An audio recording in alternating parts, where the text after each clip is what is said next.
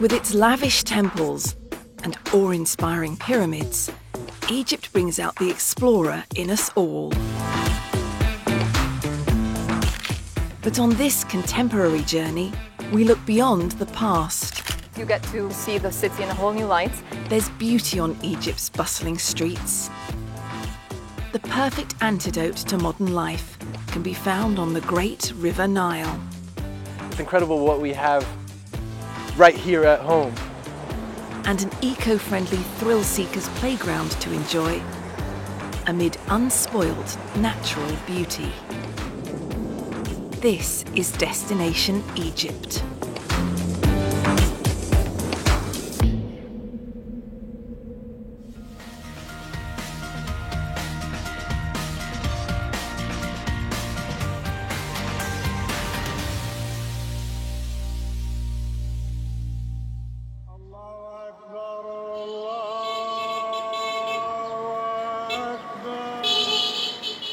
Cairo has stood on the banks of the Nile for over 2,000 years. Imposing, magnificent. To the uninitiated, it's a daunting place. This sprawling home to around 20 million people is a hive of activity. Life is lived here, on the streets. For local architect turned photographer Karim El Haywan, there's beauty in these alleyways. And with every walk, the city reveals unexpected treasures. I'm very, very passionate about photography. Cairo and all the layers that you have to unveil gradually. In itself, this is a journey. For a local like me living here, this is a pursuit. This is a photographer's or artist's haven in terms of understanding and observing.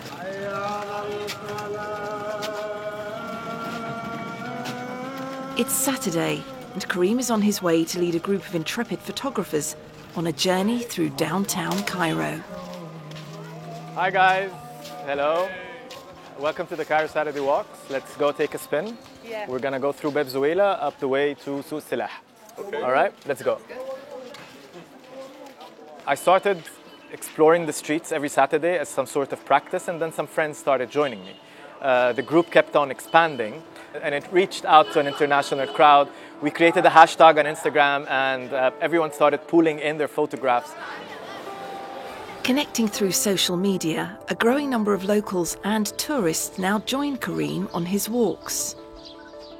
They go where the mood takes them. Each new street, a new experience.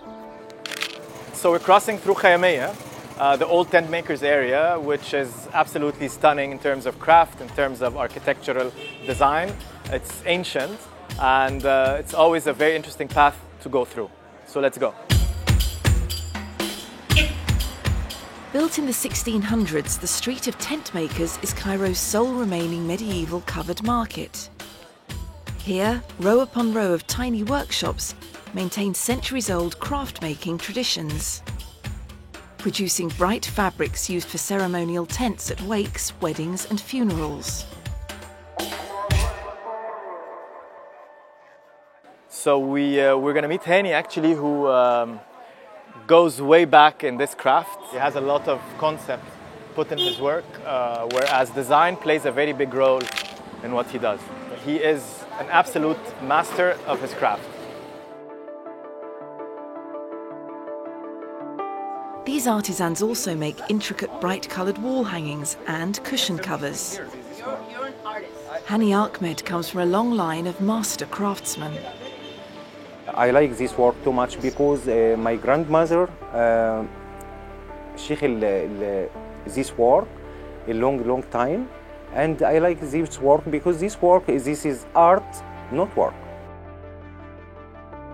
There are memories of Cairo's rich past on every corner. I just came across this alley on the side, and this is what I found. It's look at that. This is absolutely magnificent. Look at the woodwork. To the untrained eye, this is just an abandoned family home dating back to the 1800s. To Karim and his friends, it's intricate and ornate wooden facade artwork. It makes an interesting picture because of the amount of perspectives. They are basically endless. The detail. It's a bittersweet feeling that one gets looking at this.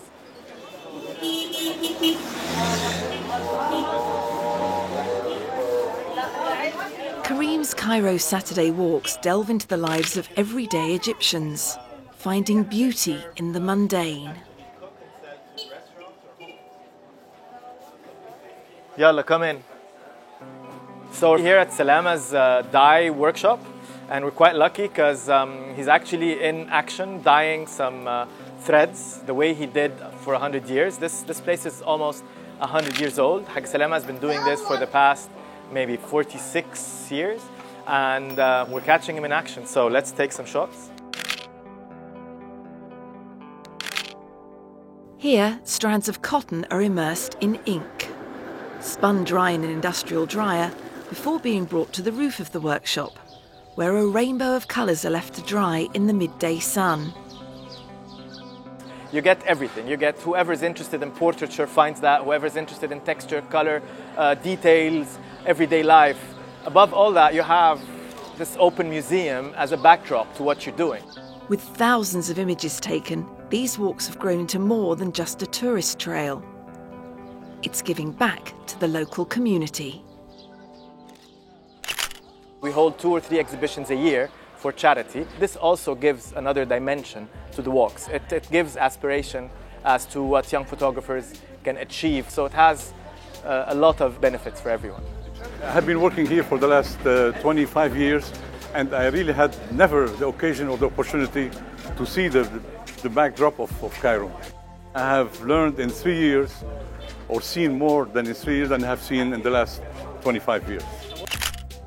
You get to see the city in a whole new light. You get to pause. You get to go to different areas of the city that you normally wouldn't go to. So it's a whole different experience than what you would get in your day-to-day living in Cairo.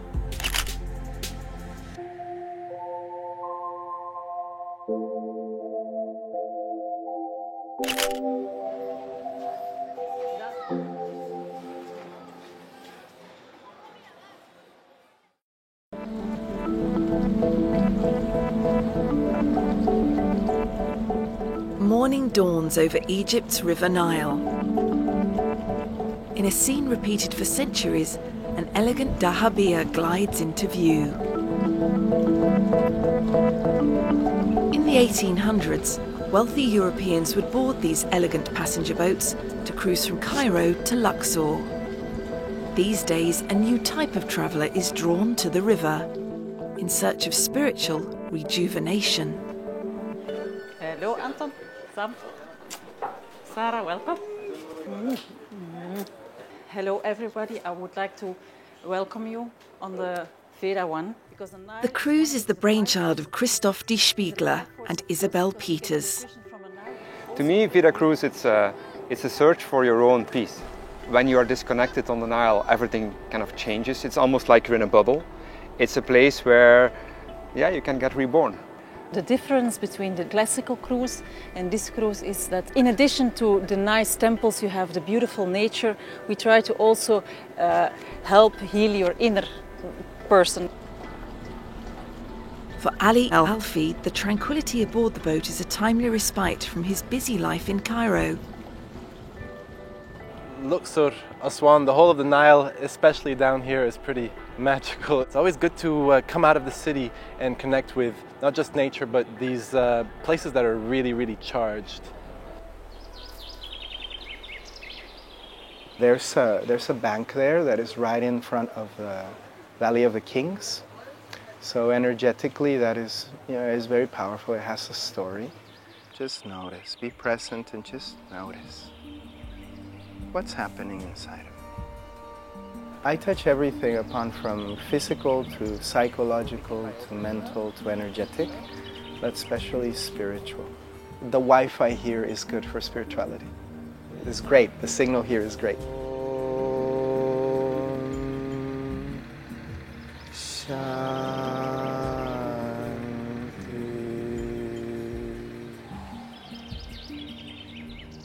While the group enjoy their spiritual relaxation, organic fruit and vegetables are picked from the local farm. We put a little mint. Before being freshly served back on board. With all like fresh fruits, dry fruits. It really enriches our life because we meet so many like-minded people. How it works in energy, you attract your kind, similar energy, people who want to do the same experience as you, and every single time my heart is so satisfied when I'm here. The group sail from Luxor, an area steeped in spiritual significance, past Karnak Temple and the Valley of the Kings, through intricate locks at Edfu, and finally onto Aswan. For Ali and the others on board, the afternoon is given over to more meditation and yoga. And Kemetic yoga is based on the ancient Egyptian spiritual way of life. Closing the palms together, hold the breath and reach. When you travel around or come to a place like this, it opens you up, doesn't it? It just sets the stage for the sort of connecting that we're looking for with a practice like meditation or yoga.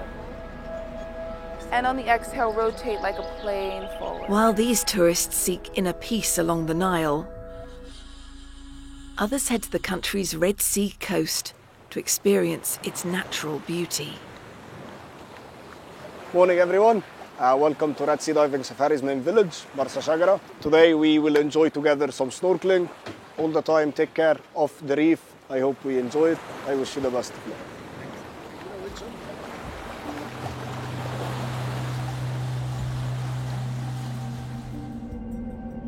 The coral reefs along the Marsa Alam coast are some of the best in the world.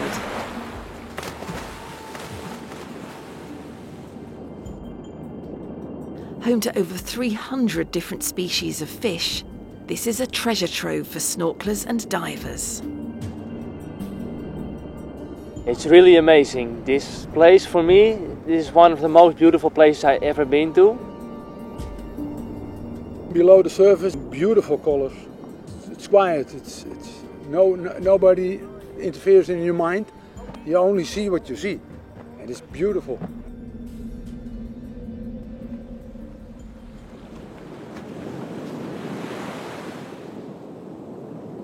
These reefs show less environmental damage than other reefs around the world, thanks in part to the efforts of this man. Hossam Helmi has pioneered reef conservation for over 30 years. He runs 3 eco-resorts and campaigns to protect some of Egypt's most spectacular coral reefs. It's the first time that the whale shark go inside the bay, yeah? Yeah, he goes inside. The most important thing is, I think, the control of the people who are using the sea. If you manage to do that in the right way, you will save the marine life on the bay. In 1989, Hossam received permission to build his first resort, and a large one was anticipated. So if we put 1,500 rooms in the area here, oh, forget about the marine life. Realising the potential impact to the environment, he chose instead to build a much smaller resort to accommodate just 175 people. We not having overload so many rooms and so many users per day for the house reef, because this is the value we have, the house reef, the marine life inside. The resort uses solar energy. Plastic is restricted and recycled. And visitors encouraged to join daily clean-up tours of the local beaches. I think you sort of, you get that feeling that you're really doing sort of that sustainable tourism model where you're not just taking from the place that you go to, but giving back from it as well. As a tourist, it makes me feel good. It gives me peace of mind to think that I'm doing something for the environment. To visit Marsa Shagra village is to be an active participant in Hossam's vision of eco-tourism. It's a treasure. We have a treasure here, so we have to save it, otherwise we're gonna lose it.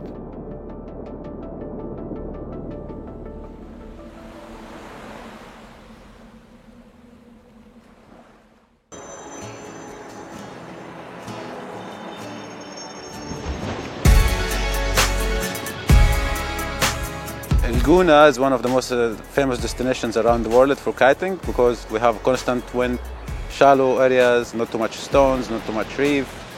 Winter, summer, we can kite all the year around here in Goona.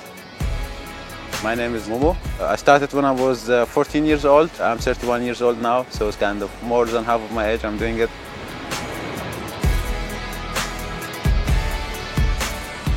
Momo Best is just one of several instructors working out of a kite surfing school in El Gouna,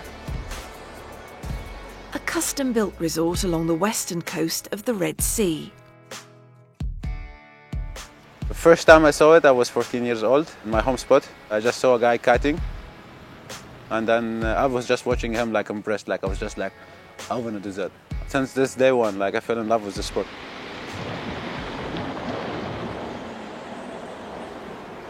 It's good wind at the moment, we can fly the kite. When you want to give the kite up, you have to give the sign, make the sign for the assistant. And if you learn kite from 180 degrees, it will change your life. You just want to have this feeling again and again and again. Today, Momo is taking a group of avid kite surfers to one of the world's best kiting locations. It's called Tawil Island, one of the most famous destinations for kite surfer, all kind of levels. It's super nice, shallow spot, super sandy, which every kite surfers love. Should I take a 12 or 14? Prefer 14, I think, to have more power. Yeah. Among Momo's students is 16-year-old Omar Modrek. The turn, you just have to let go and turn. Just go for it, don't think about it, just go for it. Okay, go. Go, go, go. Enjoy.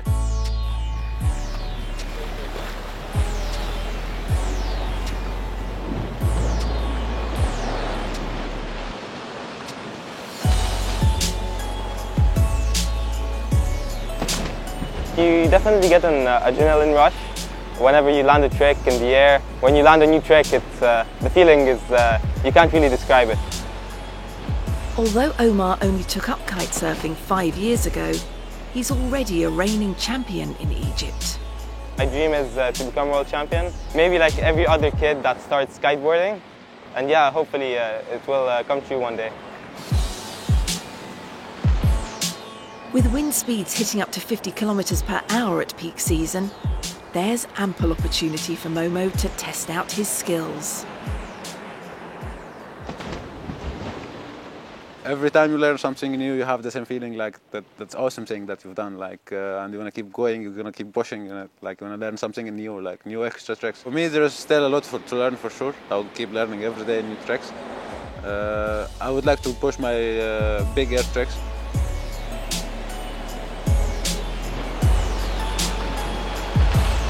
The feeling you have when you are out there with a kite and the wind, you don't have engine, you don't have oil, you don't have gas or anything, you just have power from the wind. It's like kind of freedom feeling, you can go everywhere with a kite, you can fly, that's kind of feeling, like you have to experience it yourself.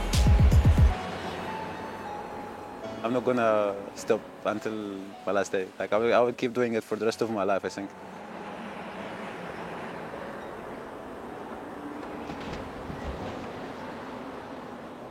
From sailing through the air to diving in the deep. Under the sea is a more tranquil scene.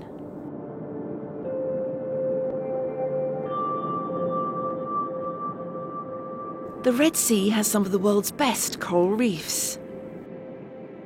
It's a kaleidoscope of colours and home to an extraordinary variety of marine life. With a sleek frame of glistening blue and greys, the Indo-Pacific bottlenose dolphin is instantly recognisable. And just off El Gouna, you will find them in abundance.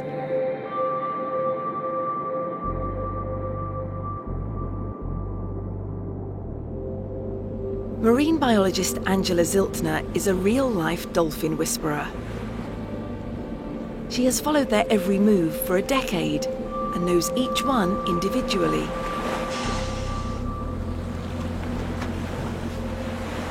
In this area we have around 300 dolphins. I realized how important it is to know more, that you also can protect the animals.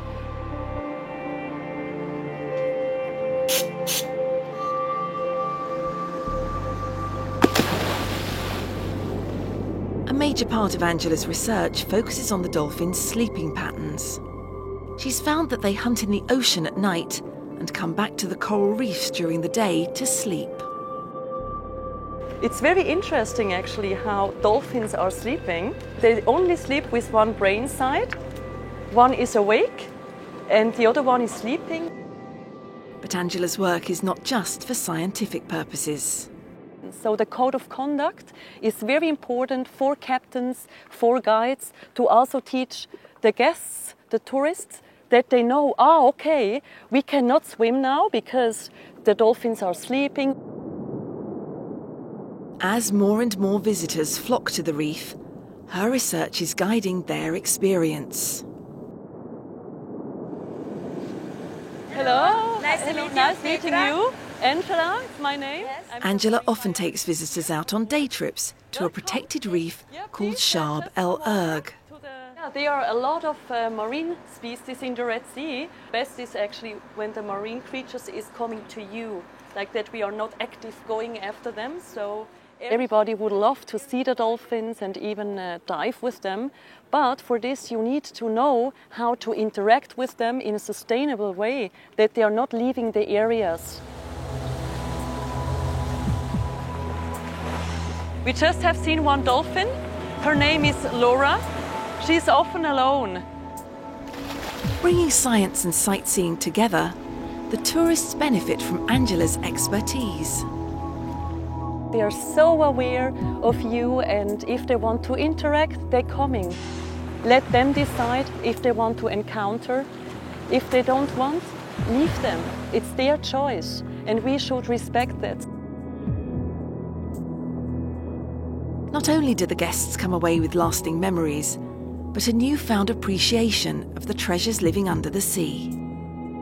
We can even more enjoy this encounter if it's from their side. We really need to take care of the dolphins, that we not make them go away, because we are the guests here and we are going to their home. From protecting the country's wildlife and future to embracing Cairo's past, Egypt and the people who live there are offering visitors an adventure that is more about the journey than just the destination.